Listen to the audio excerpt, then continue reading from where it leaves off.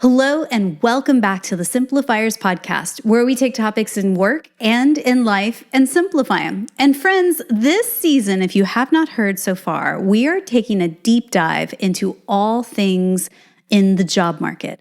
And specifically for this episode, we're going to talk to those out there that are maybe looking for their next role. If you're in between jobs or you're thinking about leaving a company and heading to greener pastures, this episode, my friends, is for you. We're simplifying how to navigate a job search with success because let's face it, the job market is crazy and different right now, different than anyone's ever seen ever before. So my special guest, her name is Sahara Alexis, and as a customer success leader with a very strong background of leveraging technology to drive innovation and growth within complex businesses, Sahara thrives as a strategic thinker who has mastered how to execute tactically while building sustainable and scalable environments. What I know about Sahara in particular is that her keen ability to translate value through the voice of the customer while leading diverse, high-impact, and collaborative teams has really made her invaluable to her customers. And she truly, like me, makes the impossible possible through simplification. So I'd like to welcome to the Simplifiers podcast, Sahara Alexis. Hey, Sahara. Hey, Mary. I am so thrilled you're here. And let me just say it right from the top. You too are looking for a job right now, right? Yes, I am. I've taken some time off and now I'm ready to get back into the marketplace. Oh my goodness. And so, like I said earlier, I want to have real talk today because I feel like the job market is completely different than it ever has been for you. What have you noticed so far in your job search? Well, things are so different, as well as we're coming off a pretty dramatic change in our environment. We came out of COVID, right?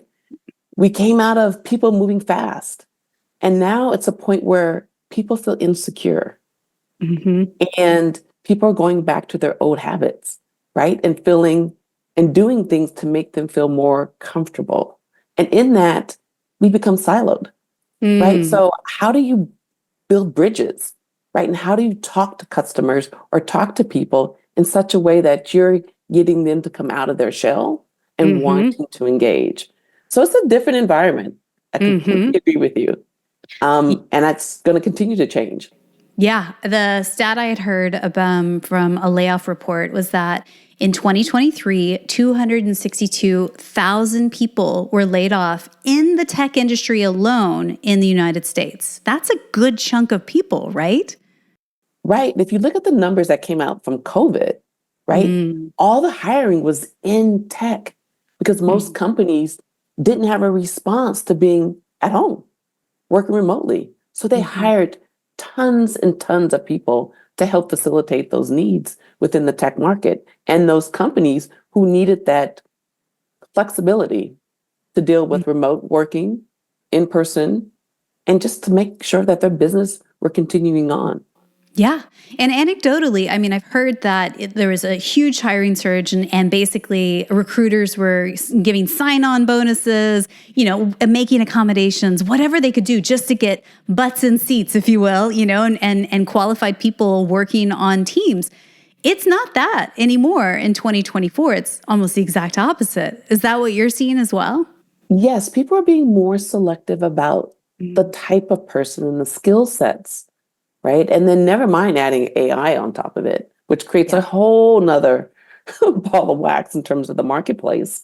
And so people are navigating net new environments, right? They want the knowledge, but the knowledge hasn't been built up yet.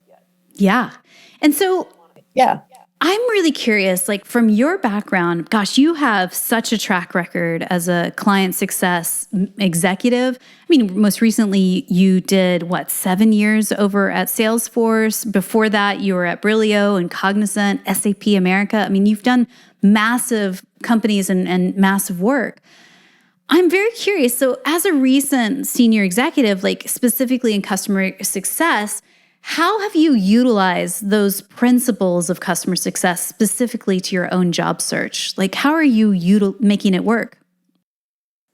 Well, that's a really great question. So I'm going to step back just a second to give kind of Mm. a perspective. We're in an environment where most people are just checking a box to get through things, like check, check, check, check.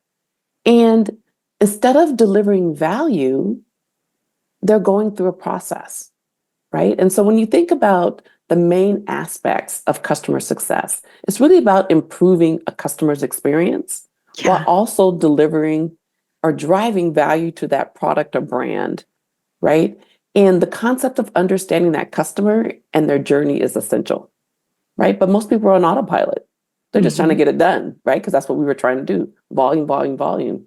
So being an engaged participant who's actively listening and providing solutions is where the biggest impact comes into play.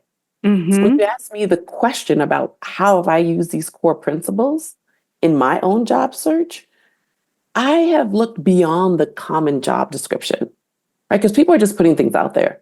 I started to analyze the company's markets, their challenges, what their anticipated outcomes are to see how I can drive value and how can I directly impact their bottom lines or their goals versus just being a candidate, right? Because there's tons of candidates that are out there. You just talked about that, right? And Yeah. specifically in tech, where I'm being impacted, there's a lot of qualified people out there. So when I've changed the way that I look at things and become more of an engaged participant, my Mm. story becomes part of an active conversation as if I'm already a team member for that company. So I love that. And I really do think that what I heard you say there is it's about going deeper. It's about really doing your research, doing your homework on the companies itself. And it's also about relationship building too. So I think that what I've learned, because, funny enough, I'm right now in the middle of a job search myself. And it seems very pointless to just randomly spray and pray and apply for hundreds of jobs on random job boards and just so go, okay, they'll call me at some point, right? You really have to do so much more. You have to build those relationships with people inside the companies that you're targeting, you want to work for, right? That's absolutely right. You need an advocate. You need someone who can give you the inside track on what's Mhm. happening in that organization. And more importantly, how do you impact that company? What do you bring for value for that company? Yeah. And Yeah. most of us don't think of it that way. Yeah, and and I hear you. And so let's break it down in real tangible terms. So you see a job opening that's like, ooh, this is right up my alley, and this is my target company. You go and apply. You maybe have an internal contact, so you would hopefully reach out to them first to get them to do an internal referral, right? And, as we are told, when an internal referral submits your application, guess what? Your resume is at the very top of the pile of hundreds and hundreds of candidates going after the same job. So theoretically, a recruiter will see your application ahead of others.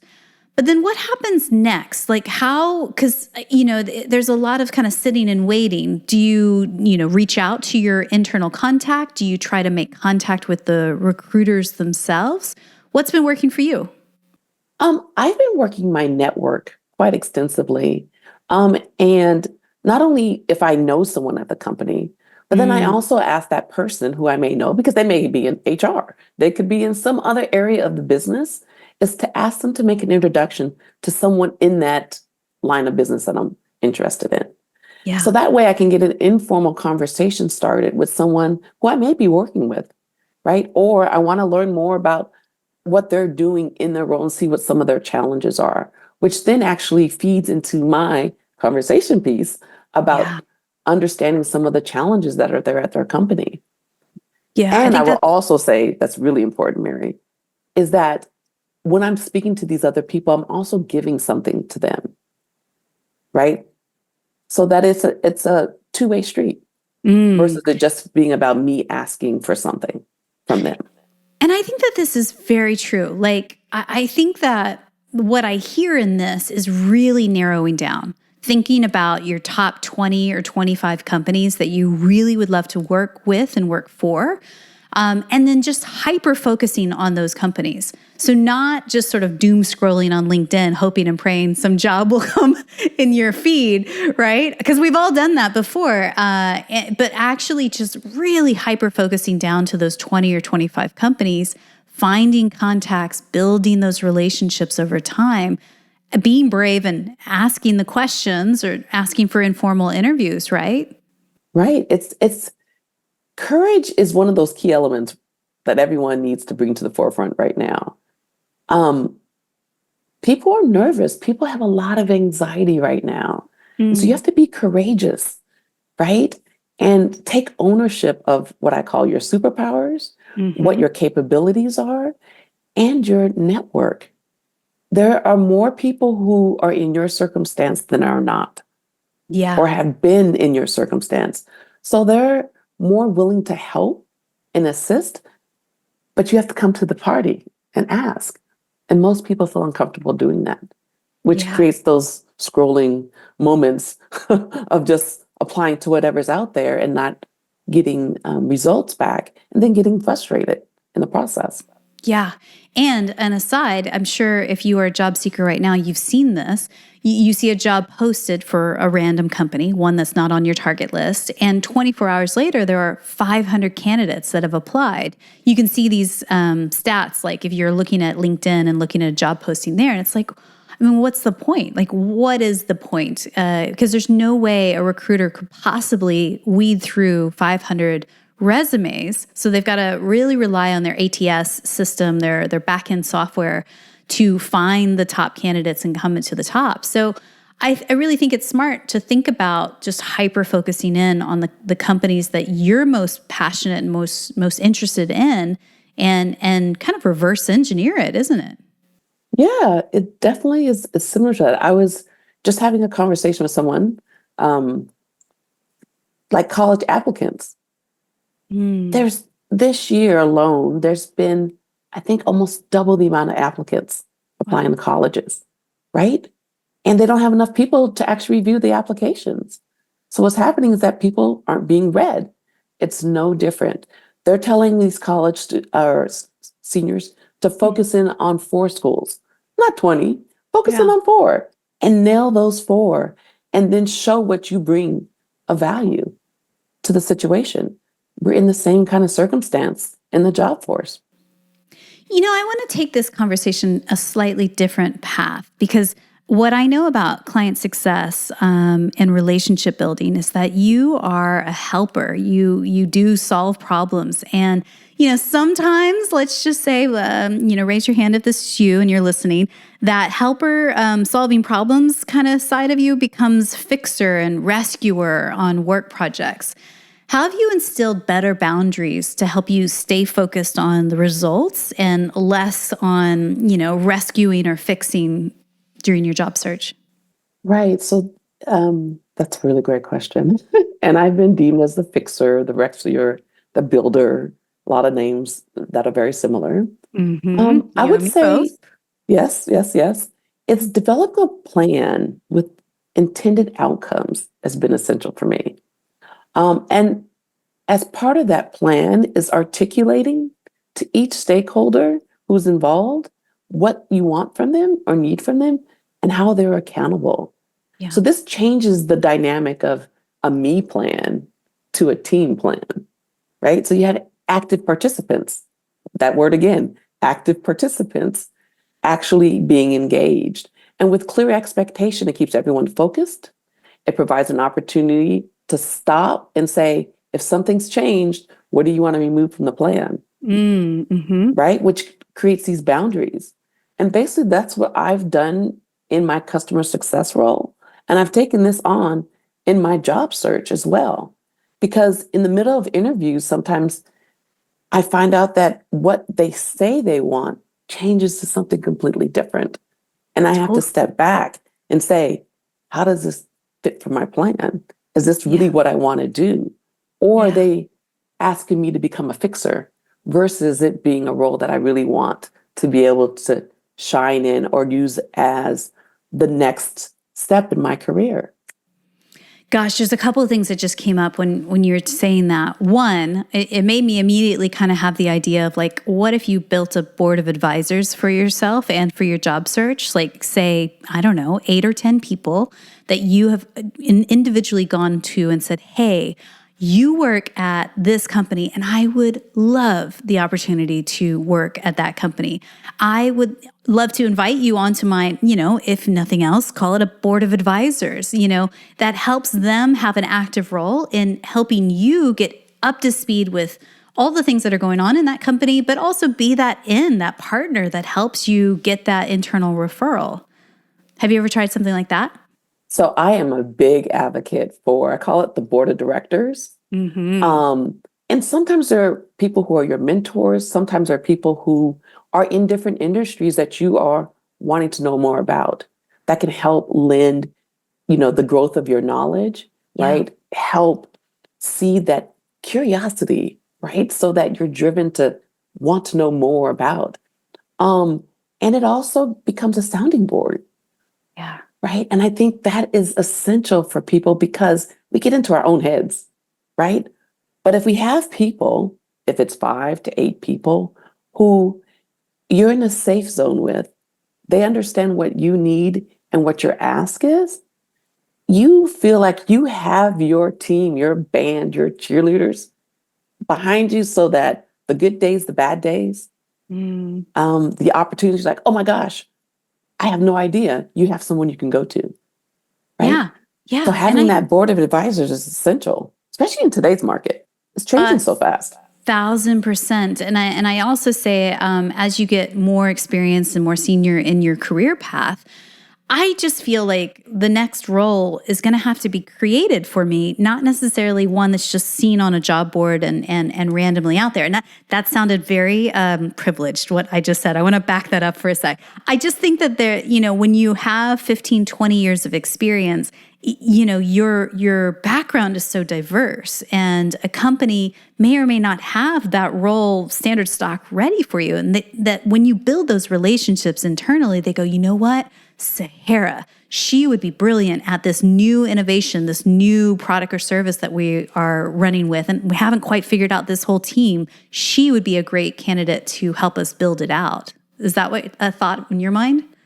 You're absolutely right. And Mary, you just had my brain just swirling for a minute there as well, which is most recruiters are trying to match up people to whatever skills they have in a job description.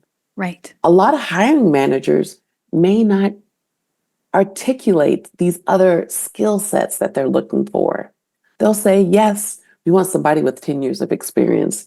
Yes, they may have a SaaS background, or we want someone in HR. But are they really talking about we need someone who can focus in on our goals and measure outcomes and inform stakeholders, or, work with diverse groups of people across the board to help solidify our plan? Those things don't come up in a job description most times. Yeah. Right. And so having those relationships and networks is really important, because when people see a challenge or something that they have to do, they hire people who they know can become solution providers for that. Right? Yeah. And it's hard to do that and translate that sometimes in today's market.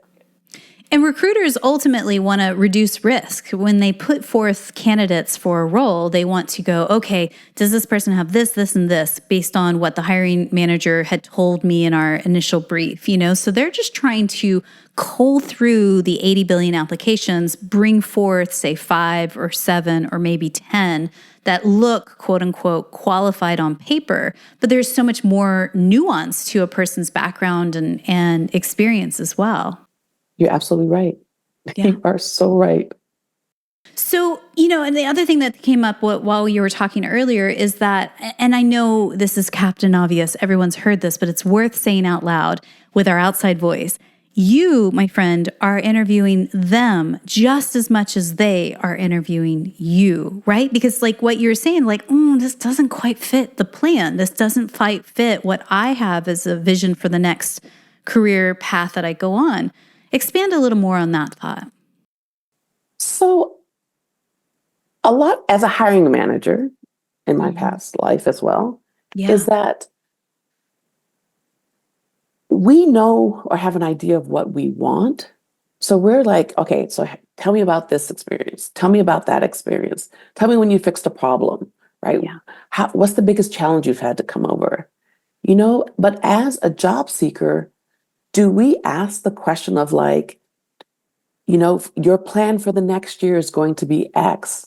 How do you see someone with my skill set fitting in that plan? Yeah. Yeah. What do you see in the next 3 years? Right? My core values are around innovation and integrity. How do you support those in your current environment? Yeah. Those are questions we seldom ask. And then when we don't ask certain questions, we do all this work to get in this role. And within 3 to 6 months, we're miserable. Yeah. It's the We're wrong absolutely fit. miserable. It's the wrong fit. And so one of the things that I've been able to capture in my time away from the madness of the tech world is that I really went in and focused in on my core values and identified 3 to 4 key values that were important to me so that when I went to talk to people, I had to say, where do these fit in the scheme of this role, of this company, and the culture that this company actually has? And that helped me prioritize really quickly. Yeah, that goes back to what you were saying about earlier, having the courage to ask the questions from the jump. And I think that, for me, it also changes the dynamic and the energy. If you're coming to an interview and you're just so excited, like a eager little puppy, and you just want to fill all the words and fill all the space with words and show them how totally prepared and overqualified you are. But actually, if you pause that energy and come back and just get in your calm, centered self and start asking some smart questions about them, it changes the dynamic entirely, right? It does. It goes back to those core principles that we were speaking about earlier about being a good listener, right? As well as creating a mutual relationship where there's give and take and an understanding. And when a person feels that you're actually hearing them and are concerned or empathetic about their scenario and where they want to go, they're going to have a more engaged conversation with you. Right? And then you can start to see how you would fit or partner with that hiring manager as well as a peer group that you'll be working with. Totally. So in your job search so far, have you stumbled upon any tools that are really helping you, whether it's AI or otherwise?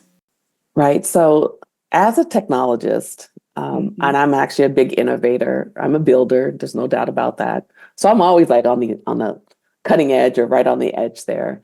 And I am fascinated about how AI is being incorporated into different roles. And most companies don't really have a true understanding of what that means. It means something very different from someone who's in HR versus someone who's in customer success versus someone who is in product development, for example. Yeah. Right? Or customer facing for that matter.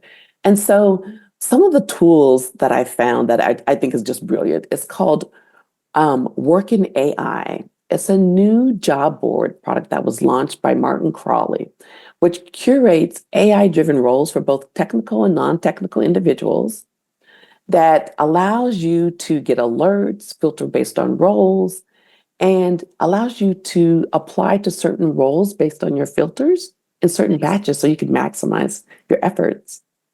And another tool that's out there that I thought was helpful because it's created a filter or a consolidation of all the things that are happening with AI right now. And this is called the AI Tool Report. It talks about news across the world, not just in the US, but in Europe, what's going on in China in terms of who's using what in terms of AI, new product, education around AI, up and coming companies that are high growth and have a lot of potential. Is understanding how all these different pieces are working together. And so I found those two things to be really, really helpful in consolidating all the information that's out there, because there's a lot of information out there and it can be overwhelming, right? You don't want to necessarily take it on from the fire hose, but you really want to be able to say, how can I consume this and digest this in pieces that make sense to me? That's so great. So just an aside to everyone that's listening, any links or tips and things that Sahara or I talk about will be found in the show notes over at thesimplifiers.com. So click over there to resources. You'll find the show notes with all the links to both of those tools. So I'm kind of curious, what's the next role look like for you? Where do you hope to land next? Well, I think I'd mentioned I'm really fascinated about data and AI, and more importantly, how data can be monetized. I think that's the biggest gap in the marketplace right now. The amount of data that's being created on a day-to-day basis by enterprises, small businesses, we don't even know the value of it and how we can use it in different places and how other people may want it or companies may want to use it. Yeah. So my next targeted role is really about being a senior leader focused on growth markets and building out new business models and revenue streams with creative ways of using data, right? And really coming up with those use cases, keyword here, use cases of what is appropriate for those companies to help them get to the next stage of growth. Yeah. Yeah. It's so interesting. I think about all of those. I do have a few contacts in the data world that are monetizing this, and it's just so fascinating because you think about targeted advertising. When those pop-up ads when you're listening to Spotify happen, it's because there's targeted information about you and all that out there. So there's such opportunity to leverage this for good, not for evil. But also help businesses better market to their target audience as well, right? Right. And I think it's also an opportunity to use that data as research, right? So you and I are used to getting the pop-up ads, right? Constantly. But what about the new manufacturer who's trying to build something? A lot of companies have data about like how many touch points does somebody have with the product, what they like and what they dislike. How do you take that data and move it over or make it accessible to a company who's trying to build a better product? Yeah. Right? So that's different. It's happening in the background, but it's still valuable, right? So as we're collecting, is how do you make this information visible or accessible to others to help them build yet a bigger, brighter, or stronger, high quality product overall? Yeah. So smart. So let me switch gears a little and get back to for job seekers that are listening to us. I mean, you have hired people, many people, I'm sure. I have hired people, many people over the years. For you, when you were a hiring manager, what made candidates stand out as somebody you definitely wanted to interview and ultimately hire? That's a really great question, Mary. When I look back about my greatest hires overall, were people who were demonstrating or illustrating that they took on different projects or risk in their roles. They had a constant desire to learn and be curious about the world around them. They also demonstrated themselves as problem solvers as well as team players. And this is key here. Team players who wanting to better their environments. Yeah. Yeah. Right. And I know this sounds kind of funny, but lots of people overlook this, is that they had a balance. So they had outside hobbies or areas of focus that reflected their values. So I knew that this person wasn't going to only be focused on work all the time, right? Because I needed someone who took in consideration if they're a family or their community, if it was, a passion dream that they had, is that there was another side of them. They were multifaceted as individuals, and they brought that diversity into the team, which allowed my teams to become this really nice woven tapestry of differences that we all can build upon and lean on in different situations. I mean, hit the nail on the target. It is 100% true for me too. I want fully fledged out, diverse humans. And I don't want, whenever I've hired teams, I certainly don't want clones. The diversity is where the innovation happens, diversity in thought and backgrounds and experience and all of that. And when I think about what you just said and activate that, like if I was a job seeker, what I would do is make sure my LinkedIn is showing volunteer experience. What are my personal passion projects? What charities do I, take part in? And, even in your about section, which is sort of the top summary, I even have a link in there or just a tiny little sentence at the very, very bottom that says, I am a hot yoga enthusiast, a world traveler, and I like to build community in my local city, because I like to produce dinner parties and connect people together. Connection is an incredibly important part to who I am and my core values. So I think that it's a good reminder to bring the human side back into your LinkedIn profile. If someone's looking at it in 6 seconds, they can get a quick assessment of like, oh, Sahara is a real human, not just a robot. Imagine that. Right. I mean, it could be about skiing, it could be about, someone who wants to become a florist. Mm-hmm. I think all those aspects are so important. And someone who's been born and raised in the Silicon Valley, you can't get more tech Mm-hmm. than I am, I think. And I would say that as the world has evolved, we've come to a point where we keep our heads down because we're looking at a device. And we've lost our social capabilities in our interactions. And to bring a comment that my grandmother would say to me when I was a young girl, she would say to me, sweetheart, she's like, if the world was just built of people like you and I, the world would be a smaller place. Mm. And it took me years to understand what she was really saying. And basically, she said, the world has tons of different people. And that's what makes the world such an amazing place, is that we're similar because we're all human, but the experiences are all different. And we can borrow from each of these different elements of people to give us a more enriched life than just being just like someone else. Yeah. And that's the secret. That's the beauty of a great, high functioning, high performing team is, again, a diverse tapestry of backgrounds and experiences. So for those that are out there listening to us right now, if you would like to connect with Sahara, you can find her on LinkedIn, Sahara Galloway Alexis. And again, all of the links are in our show notes over at thesimplifiers.com. Just click on the episode and you'll find that there. Sahara, I have a few questions that we ask everyone on the podcast. And again, I'm so grateful for your time today and sharing what you've learned so far.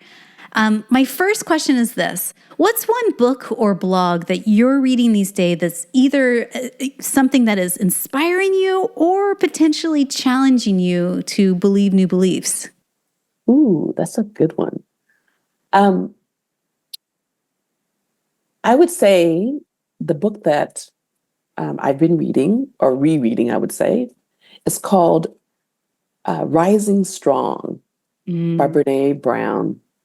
And I took this up to make sure that I had an opportunity to reset my life in all aspects, and make sure that it was realigned back to my core values, something that we've been speaking about a lot today. Yeah. So that is definitely on my list as a mother, wife, parent, as well as a leader. That's such a great book and such a great recommendation. So tell us, who is one person in your network, somebody that you know personally, you just feel is up to brilliant things? If we could shine a spotlight on them, who should we talk to and interview on the Simplifiers podcast next? Oh, well, the person that comes to my mind, her name is Janice Evans Page. She is the CEO of Tides Foundation. She's just an amazing person. She has taken what she was passionate about and now is modeling it for the rest of the world. And she was a marketer. And now she is leading a foundation that brings together all these different companies and all these different communities and showing them how to have direct impact so that companies and people and communities can coexist. It's just it's a wonderful concept and a wonderful effort that she's doing. Love it. I will link her up in the show notes as well if you guys are curious about the work that she's doing out in the world. Again, thesimplifiers.com is where you find those show notes. Now, I believe gratitude and simplicity go hand in hand. Tell me, Sahara, what are you grateful for today? I would say I am extremely grateful for the time I've been able to share with my family and my children in the last 6 months. And I do this probably every 7 to 9 years. And so I'm really grateful because they really have not only shown me what my personality and characteristics are, but it reminded me of why they're so special and what I do and how it impacts not the people just that I know of, but the people that I'm not aware. And so they've been really good about being curators of that experience for me. I am so grateful for our time together today and just getting to know you over the last couple of months. I have no doubt that the next company that lands you in a role there, they're just going to soar like they are the luckiest people, jackpot all the way. Well, thank you, Mary. This has been a wonderful experience. And I'm looking forward to all the new and exciting information and opportunities that you have presented in front of you. Thank you. And so my final question for you today is this, Sahara. Someone somewhere is listening to us right now and they are going through a job search. It's been months and months and months since they have gotten any sort of hot leads or even booked an interview, and they're feeling really frustrated and a little bit down and depleted. What's one thing you could whisper into their ear right now just to encourage them in this moment? I would say give yourself the grace to explore the opportunities and understand your values with those opportunities and get those aligned. I think the alignment creates simplicity in what your focus is going to be about for your job search. And then go get it. And go get it. Exactly. And go get it. Thank you so much for your time today. I appreciate you. Thank you very much, Mary.